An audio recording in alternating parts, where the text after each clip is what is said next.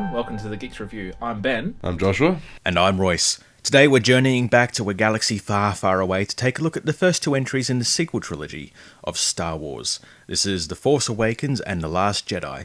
Back in 2012, series creator George Lucas decided to sell the rights to Star Wars to Disney, who wiped the slate clean of all the expanded universe material and came up with a new series of films telling a new story with new characters and returning cast members such as Harrison Ford and Carrie Fisher. The Force Awakens came out in 2015 and is set 30 years after the original films, featuring new characters like the Scavenger Ray, pilot Poe Dameron, and defected Stormtrooper Finn, teaming up to take on the remnants of the Empire, the First Order.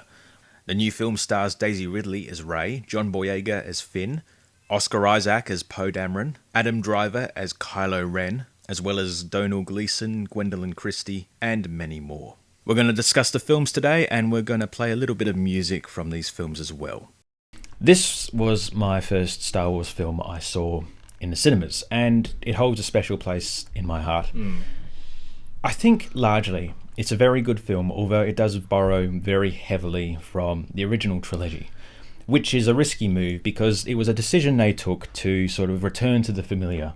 Yeah. I even remember in the cinemas, there's a certain scene when they go into a cantina where I'm like, oh, this is just a remake, essentially. It is just the cantina scene in a new location with new aliens. I think there is a lot in this film which is particularly the characters, I think, like Kylo Ren. Yeah. As well as, you know, Finn and Rey, I think, are really the standouts. Poe Dameron, really the first main character we do meet, along with the new droid BB-8, who sort of falls somewhat by the wayside. Literally, the first scene of the movie is him with Lord Santaka. So I sense there is a presence in this room of discontent. There is unease more than there is discontent. I saw this 4 times in the theatre.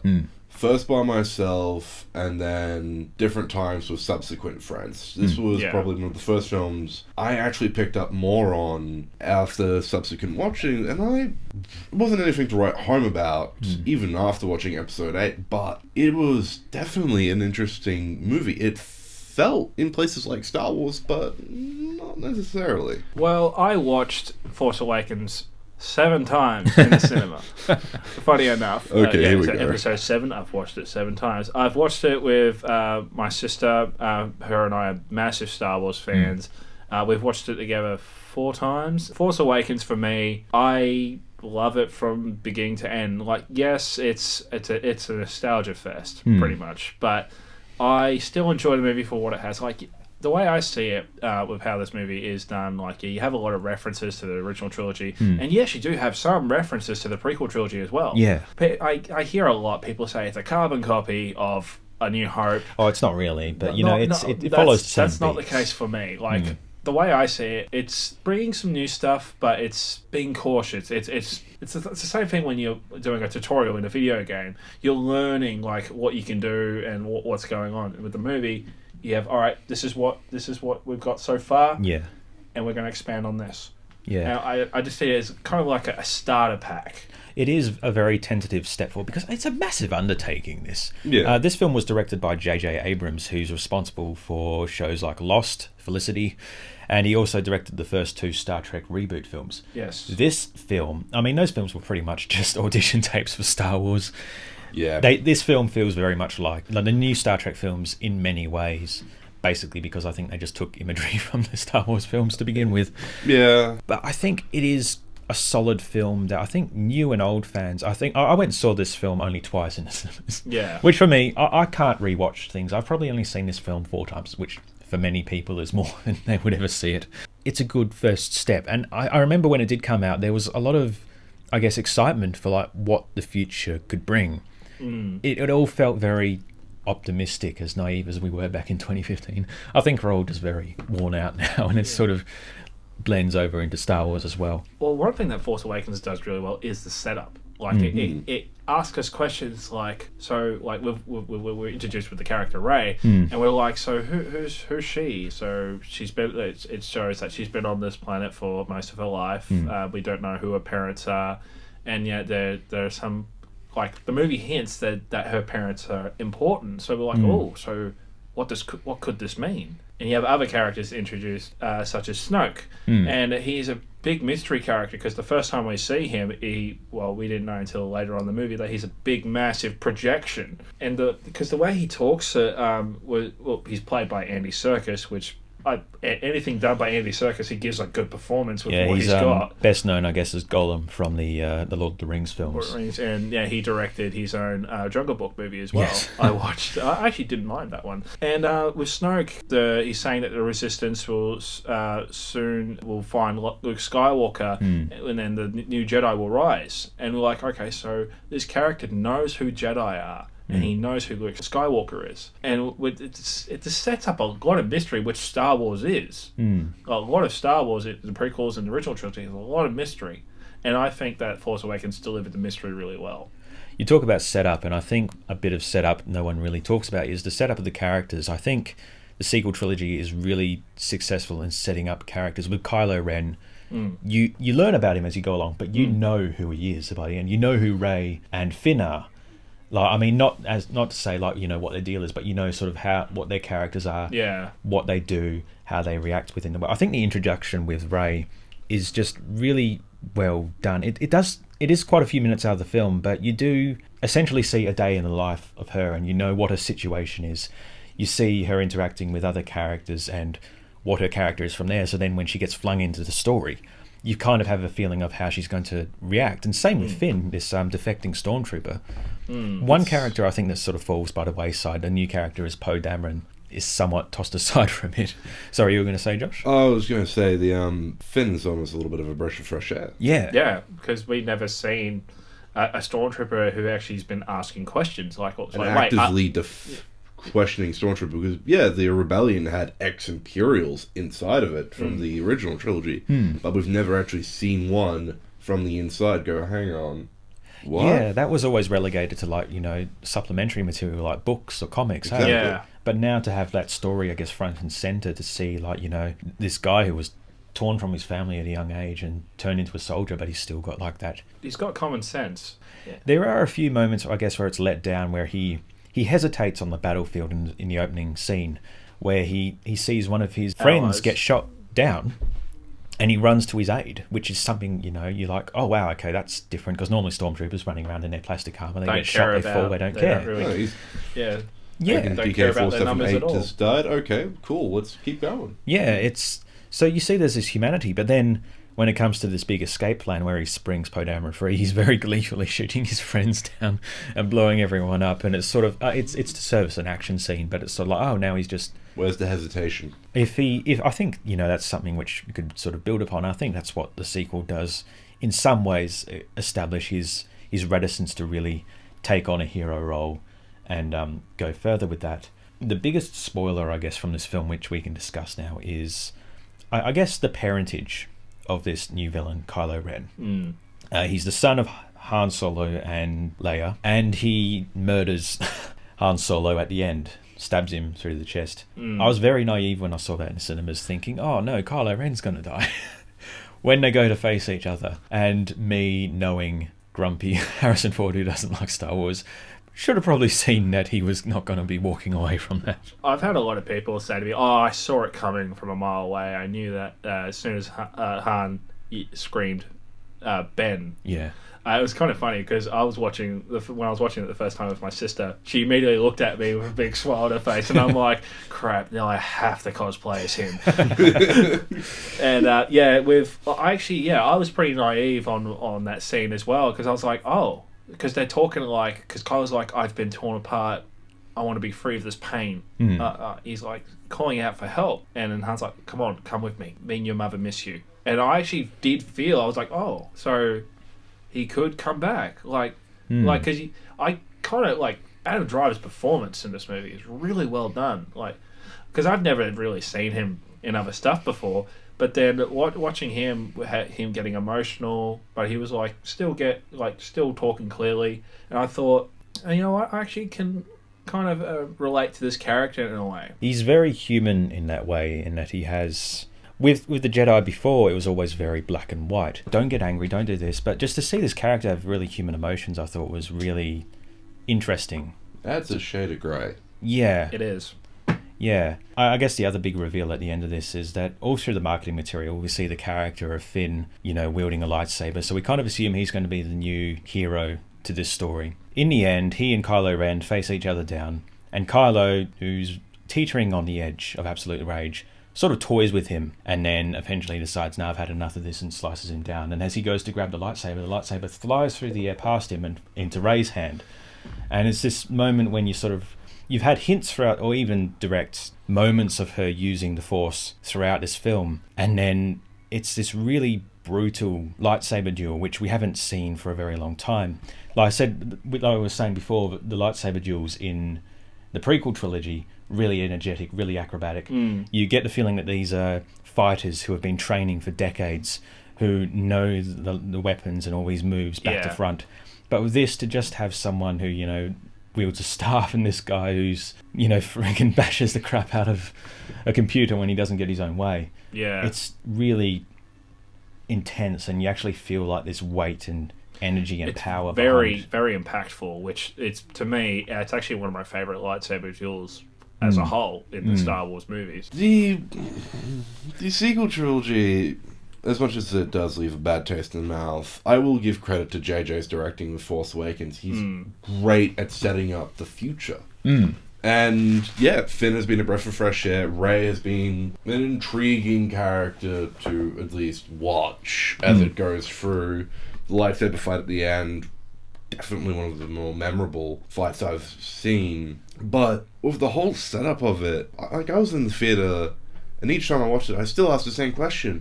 If there's a resistance, why is there still a republic? Yeah, it goes by the wayside and the republic gets blown the hell up because, hey, new Death Star. A lot of it didn't make sense to me at the time, and then I started to have a look through, and Disney was releasing subsequent reading material, and I've gone, right, this is going to be the best way to really get the most out of this series, is go back and read the books. Because sometimes you can't fit it in a movie. No, you can't. And I'm definitely going to say it didn't resonate with me as much, but it was still a good film to watch. Well, I guess especially compared to the prequel trilogy, which really goes into the political machinations.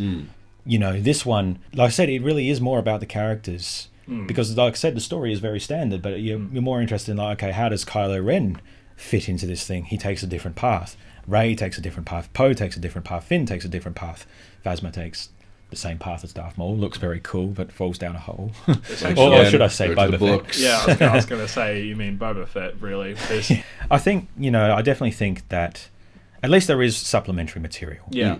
Because, of course, with the original trilogy, I guess people didn't ask those questions. No. They just took it at face value, and then they got this additional material which set an expectation, and then further put ahead by the prequel trilogy. I guess with it being set 30 years after, the original, I expected, maybe we'll finally see where the bad guys are the ragtag group. Yeah, for sure. But still managing to get some victories against this great and growing galactic republic. But yeah, that's just me, though. Yeah. The Last Jedi, released in 2017 and directed by Rian Johnson of Knives Out, picks up almost immediately after The Force Awakens. Rey's travelled across the galaxy to find Luke Skywalker, Mark Hamill, but he's not exactly keen on teaching her how to use the Force. The Resistance is on the run as the First Order strikes back. It's really been divisive among the fan base for a while, and still is. I think for the most part, it's a pretty good film. It's very artsy, it's very well directed, but there are issues with the pacing and a lot of other stuff like that, storytelling stuff that a lot of people maybe don't notice or can't articulate.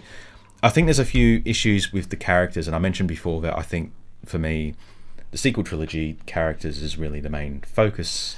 Yeah, because there's not a lot of focus on story with the sequel trilogy, and they tend to focus more on their characters. Because going through 8, I was like, I wonder if they're going to go into more of the story, because 7 sets up that she was important, and so 8 kind of pushes away those questions. No, those aren't important. You don't need to. Those are character related questions as opposed to story ones. Yeah, that's kind of that's true. But it just felt a little bit strange to me. One thing I like about a movie trilogy is if it's consistent. Yeah, that is a big issue I've had with this entire sequel trilogy. And for me, Last Jedi did not feel consistent with Force Awakens. It feels like its own thing. Maybe its own solo movie, like its own Star Wars story movie. A lot of people could have been actually decent, actually, if it wasn't tied into a lot of things. 7.5.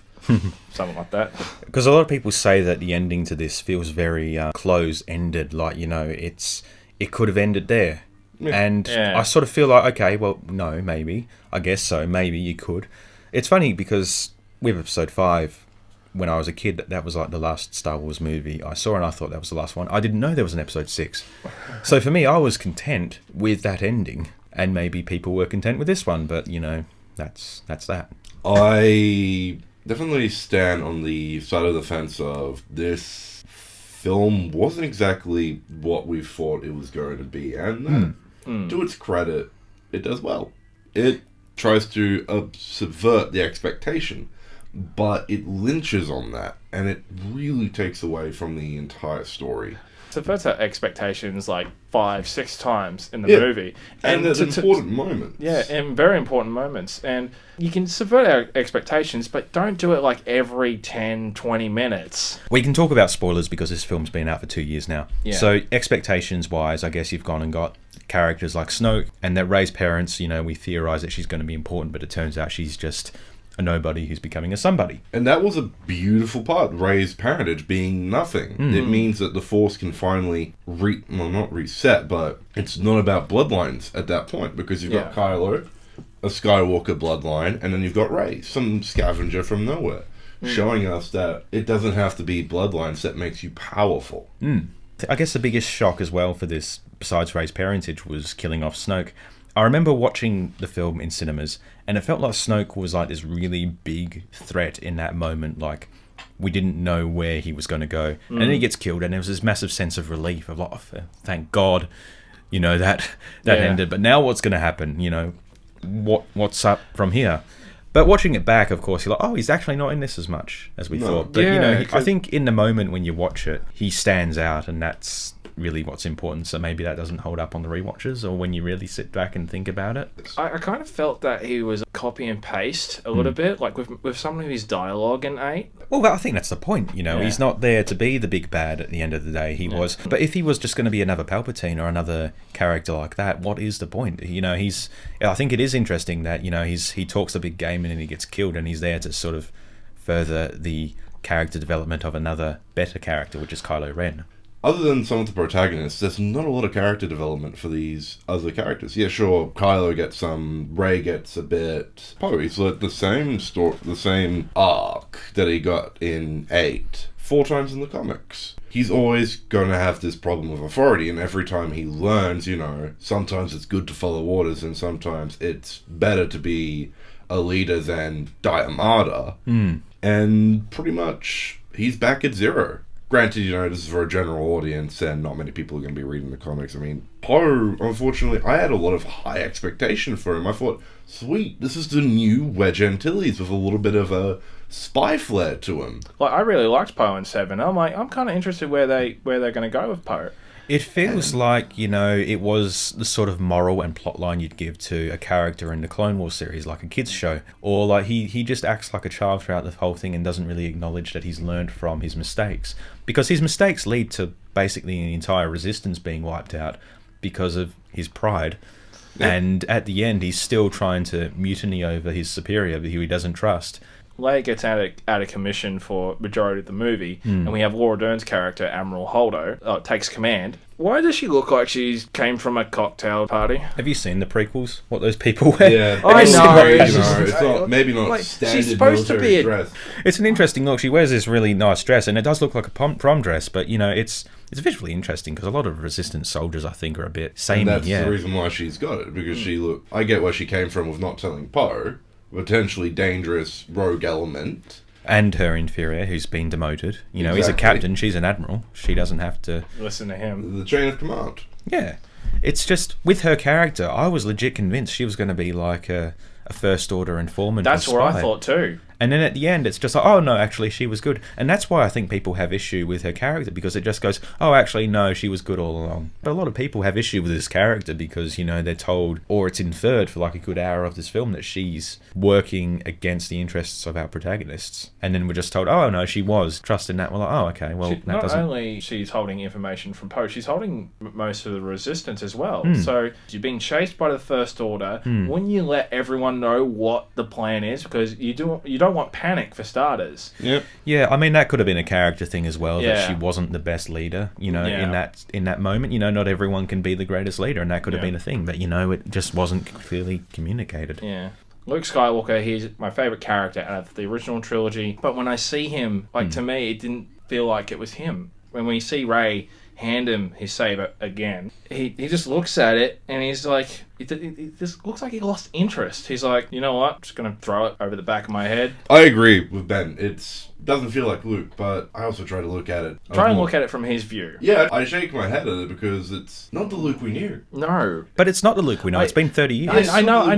But this is a guy pretty much didn't give up on his child-murdering father in the last film. Also, he's the most optimistic Jedi. And then in a split second suddenly goes, I gotta kill my nephew. He's thinking about stuff about evil. You never know, because there could have tendencies. been stuff that was going on before that. It did hint that there was stuff going on before that. It wasn't just a split decision. It seems like this was something that was lingering for a while, and then... Yeah. I mean, I like what they did with Luke, because, it is different. And it does leave in a weird position. I think with this film, I can say, is that it introduces a lot of big ideas, but it doesn't fully explain or communicate them very well. I think if it did, there wouldn't have been so much questions, because at the very end of this film, there's a cutaway to this young boy who, he lives in this oppressive environment, which we visited earlier, and he uses the Force to grab the broom. And this was just to symbolise that, the Force is alive and thriving within the universe. There's still hope. There's still a possibility of a future. And immediately everyone's like, who's he related to? Yeah. Which I think is the issue here. This is where, Rey being known was a huge, solid point in the film. Yeah, because that's what this movie pretty much does. It goes, Rey's not important. You can be a Jedi, you can be a Sith. It doesn't matter where you come from. Oh, she's important of her own making, she's... her own making, yes. Yeah. What I find weird about Rey is, like, in 8, she trains herself. Because Luke refuses to train her, so she's sitting there by a rock, and she's, like, swinging a staff, and she's like, wait a minute, I've got Luke's lightsaber. I'm just going to swing it around. It's not her saber. Anyway, it's a saber she's got, Yeah, I know, but... Well, it is technically hers as well. It's called Rey's lightsaber and all the merchandise. Disney class it, but anyway... it is. It is. It was Anakin's, it's Luke's, and now it's hers. And I mean, it's like what Yoda says to Luke later on. She knows everything. Like not to say like she knows everything, but like everything that she requires to be a Jedi is already within her. She's already a fighter and got those skills from surviving by herself on a desert planet, and she's got this goodness within her, which is really all that matters at the end of the day. And this want to do right and this compassion to help other people, and that's what you need. And Luke's getting bogged down on all this, the Jedi were all these great warriors, were all these great beliefs, and maybe that was all a bit rubbish. And Rey's just like, yeah, maybe it was, but maybe there's some good in there, and I believe there's good in the universe, so I'm going to do that. And I think that's a good Jedi attitude to take, that there is goodness, and to find that goodness and to use that goodness in a productive way. Classic Jedi way. Yeah. I did enjoy Luke's sort of cynicism towards the old order. Yeah. Because it was oppressive. It was horrible. Because this is like going back on like Luke, how he just, as I said before, trying to look at it from his point of view. I kind of understand his point of view, but it kind of feels like that we have to accept it. It feels like it's laid out in front of you, accept it. I can understand him being hesitant for a little while, but he does it for like most of the screen time he's on. He plays a big part in the movie as well.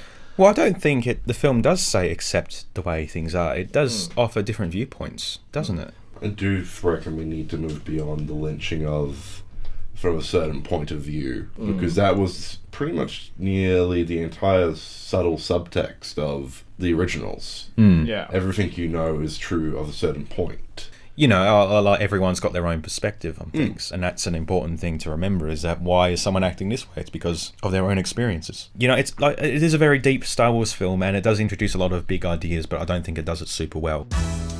Today we discussed the first 2 parts of the Star Wars sequel trilogy. You can listen to the full recording of this on my YouTube channel, that's Royce Pendergast on YouTube. We'll be back next week to discuss the final chapter, The Rise of Skywalker. So tune in next week for that. I've been Royce. I'm Ben. And I'm Joshua. And this has been the Geeks Review. We'll see you next time.